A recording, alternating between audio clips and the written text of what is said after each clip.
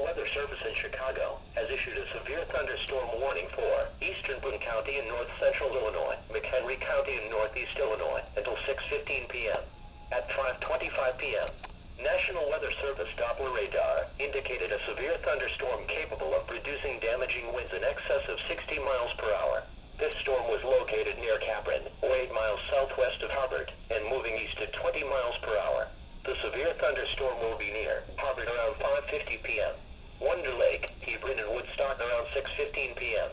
Severe thunderstorms produce damaging wind in excess of 60 miles per hour, destructive hail, deadly lightning, and very heavy rain. For your protection, move to an interior room on the lowest floor of your home or business. Heavy rains flood roads quickly, so do not drive into areas where water covers the road.